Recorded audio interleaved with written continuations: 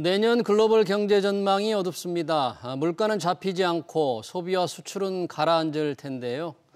증시 안정도 기대하기 어렵죠. 그래도 해치고 나가야 할 우리들은 이쯤에서 내년 경제 전망서들을 찾게 됩니다. 매년 경제 전망서를 내고 있죠. 김광석 한국경제산업연구원 경제연구실장이 보는 2023년 한번 들어보겠습니다. 실장님 어서 오십시오. 네, 안녕하세요. 반갑습니다. 자, 이쯤 되면 경제 전망서 나오는데요. 네. 지금 실장님도 지금 매년 내고 있잖아요. 맞습니다. 2023년 경제 전망서. 제목을 보니까 그레이트 리세션이라고 했는데 네. 그러니까 대침체네요. 내년 대침체. 왜 이렇게 대침체를 잡으셨습니까? 네, 일단 2020년에 우리가 근래 경험했던 경제 위기가 있었잖아요. 예. 그리고 그 밖에도 IMF 외환 위기나 글로벌 금융 위기, 이때의 침체 국면을 생각해 보면 V자로 침체됐다가 다시 돌아오는 흐름이에요. 근데 2023년의 모습은 그만큼 페이지는 않습니다만 L자로 꺾여서 장기 침체로 접어드는 그 초입에 해당된다. 그런 국면으로서 정의 내리고 있기 때문에 예. 어떻게 보면 장기 대침체의 초입, 그러니까 또 다른 국면을 우리는 맞이하게 되는 것이죠. 그런 것에 좀 유의할 바도 많고요. 예. 어떻게 대응해야 될지를 고민해야 될 부분도 굉장히 많겠습니다. 그래서 그런 주제를 정했습니다. 장기 대침체의 초입이다. 네. 그러면서 이제 늘 이 경제 전망서에 상징적인 말이 있는데요. 네네. 내년을 내핍점이라고 했어요. 네. 내핍점. 이게 무슨 뜻입니까? 어떤 경제 상황이 펼쳐진다는 뜻인가요? 내핍? 자, 답변부터 드린다면 모두가 가난해지는 시대 이렇게 해석해 볼 수 있고요. 모두가 가난해진다. 네, 여기서 핍이라는 단어가 궁핍하고 유사한 단어고요. 예. 여기서 내는 인내할 내입니다. 궁핍하고 어렵고 배고픔을 이겨내야만 하는 해. 그래서 내핍이라고 auterity라는 영어 단어를 썼습니다. 네. 어려운 표현이긴 합니다만 예. 실제 지금 여러분이 통장에 찍히는 소득이 줄지 않고 늘어나고 있는 모습이긴 하지만 그 통장에 찍힌 소득을 가지고 물건을 사면 물건의 개수가 줄어들어요. 이게 무슨 말이냐면 명목소득과 실질소득 간에 격차가 벌어져요. 결과적으로 가난해지는 모습이고요. 실질 소득이 확 줄어든다. 그런 그렇습니다. 얘기죠? 그래서 물가 상승세로 인해서 벌어지는 모습인 겁니다. 예. 실제 나의 소득이 줄어들고 있다. 예. 더 중요한 것은요. 이러다 보니까 소비 지출이 아껴지고요. 중요한 거 한 가지는 예. 이자가 계속 올라가다 보니까 이자 지급액이 눈덩이처럼 커집니다. 22년 하반기 23년의 모습이에요. 예. 지금도 아직 금리 인상 더 많이 남았다고 보고 있잖아요. 그런 면에서 시중금리는 더 올라갈 여지가 있어요. 이자 상환 부담은 커지고 소득은 쪼그라들고 물가는 오르고 굉장히 가난한 국면이고 세계 주요국들이 다 그렇다 그러면 우리나라의 수출마저도 어렵지 않겠느냐라는 판단이 들 수 있겠죠. 네. 그런 것들이 이제 맞물려서 나타나면 그게 바로 경기 침체의 모습이라고 볼 수 있겠고요. 그렇군요. 기업도 가난하고 우리 가게도 가난한 그런 시대라고 볼 수 있겠습니다. 모두가 가난한 시대에 실질 소득이 줄어든다. 그래서 내핍이다. 그러면 결국 이제 물가가 많이 올라간다는 얘기인데 지금 네. 많은 사람들이 궁금해하고 있어요. 물가 도대체 정점 언제 오느냐, 뭐 지나가고 있는 거냐, 지난 거냐, 언제까지 오를 거냐, 어떻게 네. 보시는 거예요? 물가는 어쨌든 지난 6월, 7월을 기준으로 정점을 찍었다라고 판단하고 있습니다. 지난 6, 7월 예. 정점으로. 네. 그러니까 우리나라 기준으로는 지난 7월 물가 상승률 예. 6.3%가 예. 근래 들어 가장 높았던 24년 만에 가장 높았던 숫자라고 생각할 수 있고요. 예. 미국 같은 경우는 9.1%. 그 숫자가 여러분도 경험하셨겠지만 지금 그래프 나오죠. 예.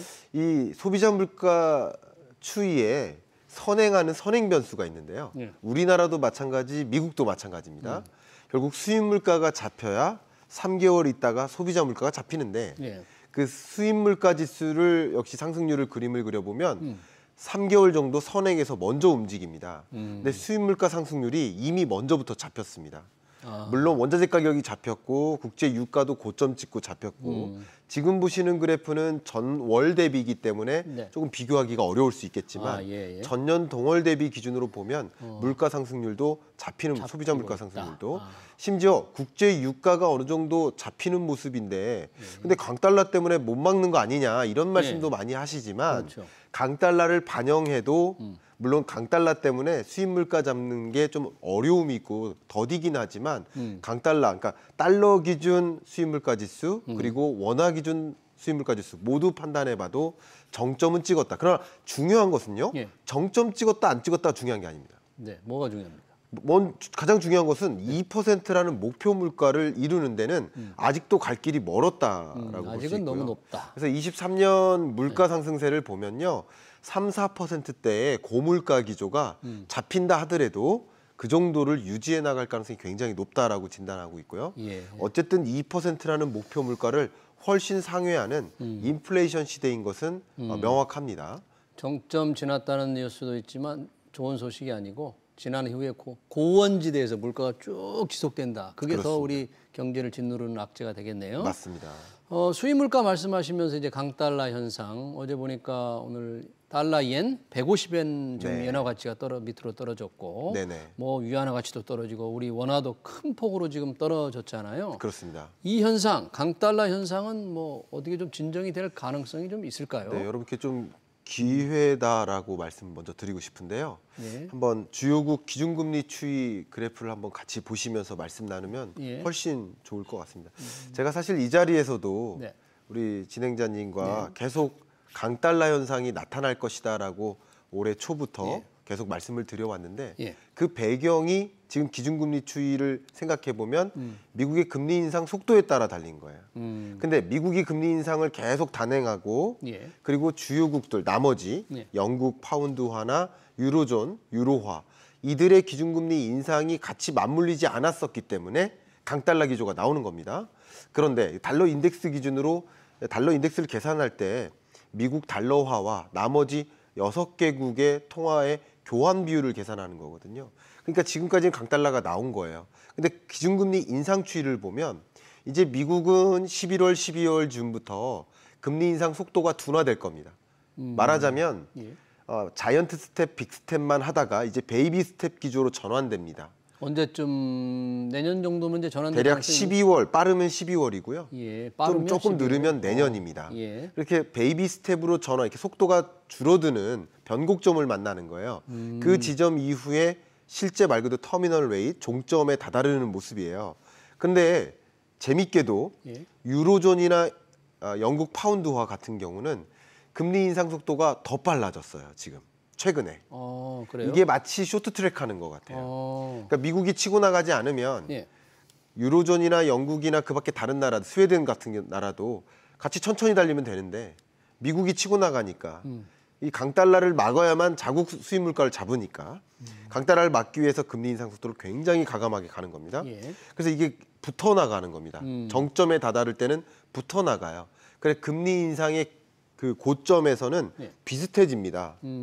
결과적으로 먼저 달려 나간 거고 그다음 후발주자들이 또 앞당겨서 가고 있는 예. 구간이고요.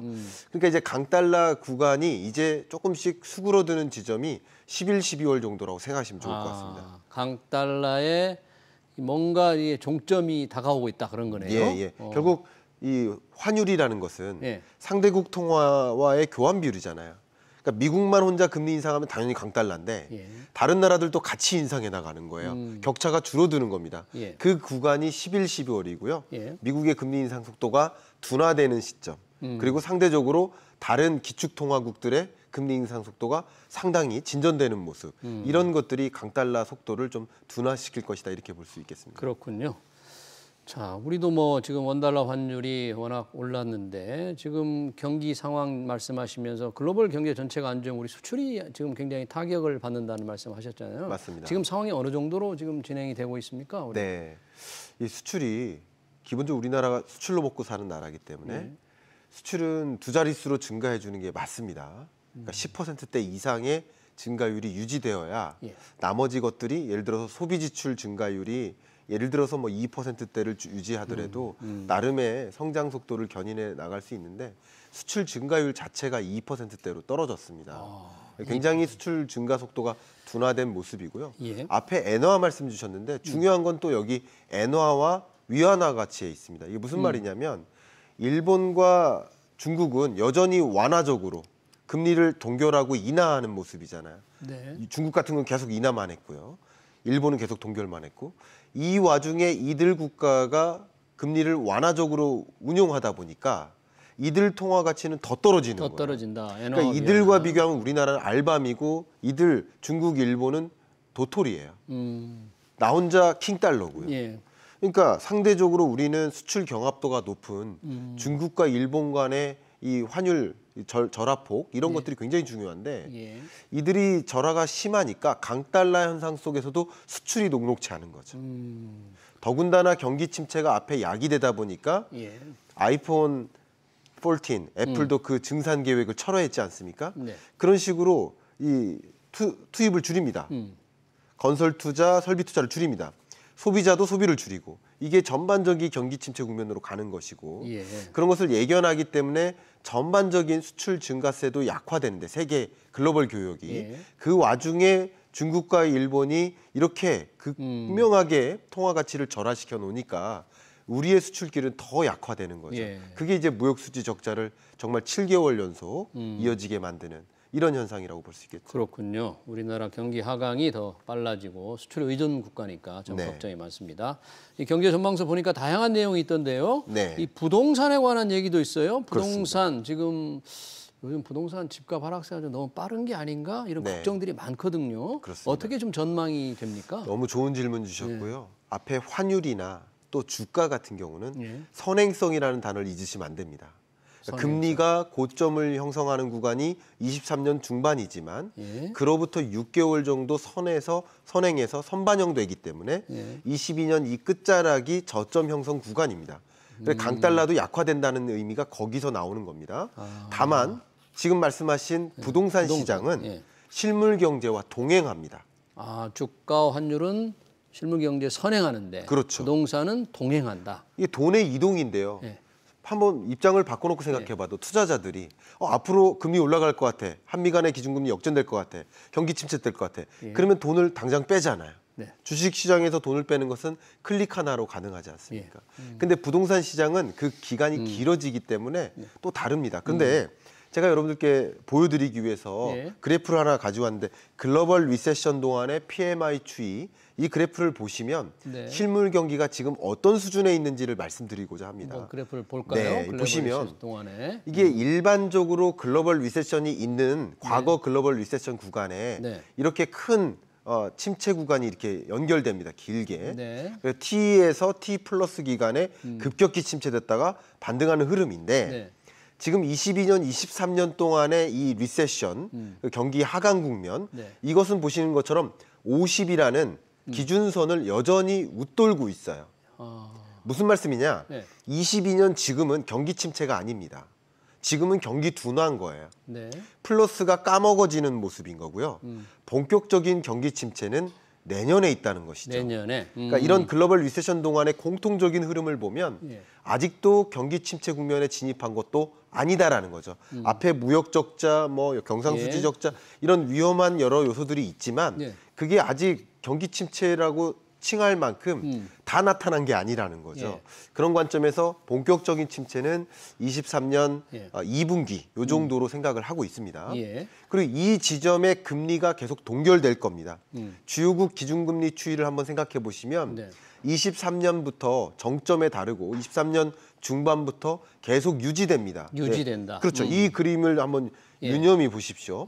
결과적으로는 이 부동산 시장은 거시경제라는 관점에서 경기와 동행하고 기준금리와 역행합니다. 그럼 기준금리는 곧 시중금리를 결정짓는 역할이잖아요. 시중금리가 기준금리 더하기 알파니까. 그러면 지금도 기준금리 너무 높다고 하지고 또 대출금리 높고 올해 말에 대출금리가 8% 정도를 찍을 겁니다. 근데 이 값이 더 올라갈 거라는 거예요. 23년에. 금리를 또 올리니까. 그러면 금리가 올라가면 매수세를 크게 약화시킵니다. 그렇죠. 매수 의지를 약화시켜요. 거의 90%가량이 대출에 의존해서 집을 사고자 하는 사람들이거든요. 매수세를 약화시키고 기존에 투자했던 갭 투자자나 다주택자들 이들에게 굉장히 매도세를 강하게 만드는 급하게 만드는 결국 이런 것들이 23년 중반에 본격화된다는 거죠. 물론 지금 집값 상승률이 마이너스 0.3% 주간 단위로 이렇게 기록하고 있지만 이것도 역시 초입에 해당된다. 부동산 시장의 조정 국면에 초입이라는 것을 생각해 보시면 23년에 추가적인 조정이 야기될 것이다 이렇게 볼 수 있겠습니다. 내년에 추가적인 하락이 계속 지금의 하락세가 내년까지 계속될 거다는 그런 전망이시네요. 그렇습니다. 금리 때문에 그런 상황을 예상하고 있다. 내년 경제 전망 그레이트 리세션, 대침체로 규정한 김광석 한국경제산업연구원 경제연구실장이었습니다. 실장님 고맙습니다. 감사합니다. 네.